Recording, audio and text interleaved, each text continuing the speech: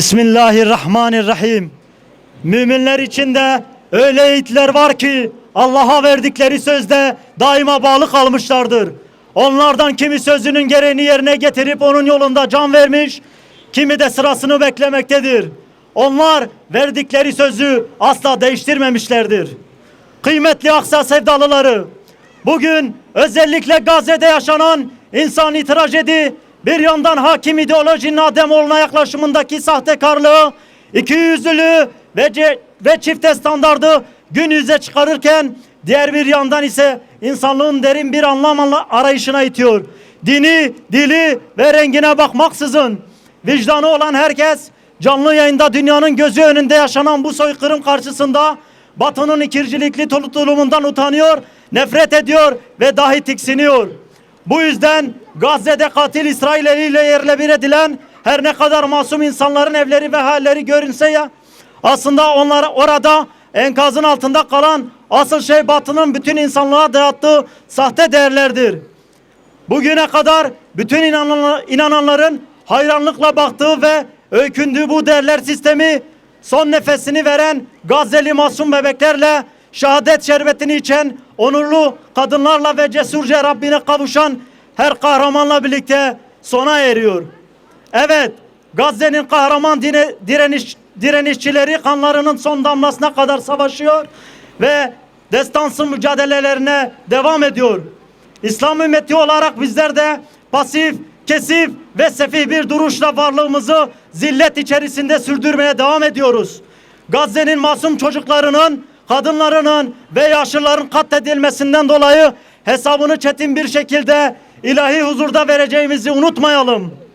Bedenler parçalanırken, ağıtlar arş alayı titretirken, mabetler bombalanırken, hastaneler işlevsiz bırakılırken ve eğitim kurumları bir bir yok edilirken bizler tüm bunlar karşısında sessizliğimize devam ederek zimni bir destek içerisinde olduğumuzun farkında bile değiliz. Bir yandan boykotu delerken beri taraftan ellerimizi açarak dua etmeye çalışıyoruz. Bu duaları vicdan sahibi hiçbir kul bile kabul etmezken Yüce Yaradan nasıl kabul edecektir? Nefsimizle mücadele ederken dünya sarhoşluğuna yenilen biz acaba Siyonist İsrail'e karşı nasıl bir hata geçebiliriz ki? Zihinlerimiz işgal edilmiş, kalem ve lisanımız işgalcilerden yana tavır koymuş ve aynı zamanda dünya küfür istikbarıyla aynı fotoğraf karesinde yer alırken nasıl mazlum Gazze'li kardeşlerimizin yanında olduğumuzu iddia edebiliriz ki? Değerli özgür havarisi kardeşlerim, bugün öyle bir gündür ki ümmet orta yerinden vuruldu. Gözyaşları akıp sel oldu. Öfke yumrukları bir tufan oldu. Direnişin kahramanı Filistin'e özgürlük vazifesini layıkıyla icra ederek Rabbi ile buluşmaya gitti. Evet, direniş cephesinin lideri şehit İsmail Henniye inandığı gibi yaşadı, yaşadığı gibi Rabbine kavuştu. Rabbim şehadetini makbul ve âli eylesin. Direniş cephesi şehit Henniye'nin şehadetiyle daha çok bilinecektir. Mücadele ve cihat azimleri daha çok artacaktır Allah'ın inayetiyle. Aksa özgür, Filistin bağımsız oluncaya kadar kıyam ve serden geçme ruhu devam edecektir. Büyük şeytan Amerika, katil işgalci lideri Beyaz Saray'a davet ederek sırtını sıvazladı, ayakta alkışladı. Katliama devam, soykırıma devam, suikastlere devam telkininde bulundu. İslam ülkelerinin içine fitne tohumunu atmaya, coğrafyamızı talan etmeye ve yangın yerine çevirmeye senaryolarını uygulamak için talimatla katilini işgal edilmiş topraklara geri gönderdi. Ümmet olarak, Müslüman halk olarak daha çok birlik ve vahdete ihtiyaç duyduğumuz bir evreden geçiyoruz. Şehit Henniye'nin vasiyeti gereği haykırmalıyız. Meydanları doldurmalıyız. Sokaklara yürüyüş yapmalıyız. Sosyal medya tufanını başlatmalıyız ki dünyayı Siyonistlere dar etmeli. Büyük şeytan Amerika'nın şeytani maskesini paramparça etmeliyiz.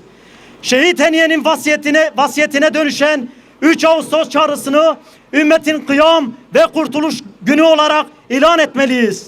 Ülkemizin yetkililerine sesleniyoruz. Sokağın sesine kulak verin. Meydanların sesini duyun. Allah'tan korkun.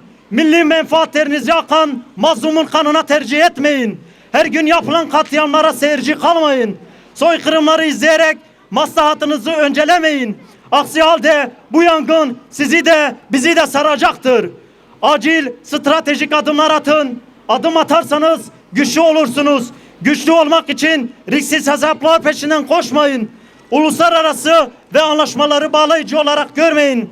Zira işgalci, istilacı güçler bunu açık bir şekilde çiğnediklerinden bağlayıcı görmezken neden biz bağlayıcı olsun ki?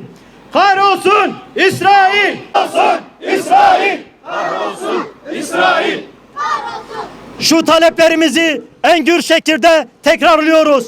Gasp İsrail'e yönelik hava ve deniz ulaşım ağını kapatın. Diplomatik, askeri, siyasi, ekonomik tüm ilişkileri acilen gözden geçirin ve derhal adım atın. Müslüman halkımızın sabrını daha fazla taşırmayın. İsrail'e giden ticaret limanlarını hemen kapatın. Petrol ve enerji nakil hatlarının vanalarını derhal kapatın. Mavi Vatan sahasını işgalci ve istilacı İsrail'e destek için giden gemilerin ulaşımını kapatın.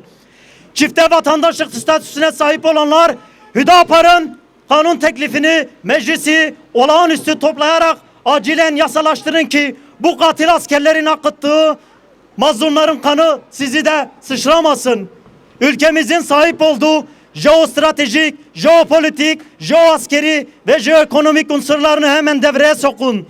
Korkmayın, siz çok güçlüsünüz. Allah'ın size verdiği bu güzel vatanın her türlü araçlarını lehinize dönüştürmeye sanatını gösterin.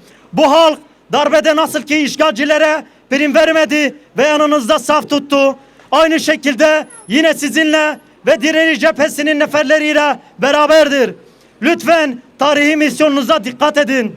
Aksa'nın özgürlüğü için şehit olan liderlere selam olsun. Direniş komutanlarına selam olsun. Direniş cephesi halkına selam olsun. Allah'ın selamı hepinizin üzerine olsun. Esselamu Aleyküm ve Rahmetullahi ve Berekatuhu. Kahrolsun İsrail! Kahrolsun! Kahrolsun İsrail! Kahrolsun İsrail! Kahrolsun! Allahu Ekber! Allahu Ekber! Muhammed Rehber! Allahu Ekber! Muhammed Rehber! أعوذ بالله من الشيطان الرجيم بسم الله الرحمن الرحيم يا أرحم الراحمين يا أرحم الراحمين يا أرحم الراحمين. O halde acıklı azabınla inkarcıların, İsrail'in, zalim ve hainlerin kalplerine korku sar ya Rabbi. Amin. Allah'ım Gazze'li mücahitleri, Hamas'ı, İzzettin ve Kassam Tugaylarını muzaffer ve mansur eyle Allah'ım. Onlara katından yardımını, nusretini, inayetini gönder Allah'ım. Rahmetini, yardımını, inayetini esirgeme üzerimizden Allah'ım. Amin. Amin ve selamun alel mursalin ve selametun alel hadirin velhamdülillahi rabbil alemin. Tüm şehitlerimiz için, tüm Filistinli şehitlerimiz için ve hasaten şehit komutan Aziz İsmail Haniye için El Fatiha. Tekbir!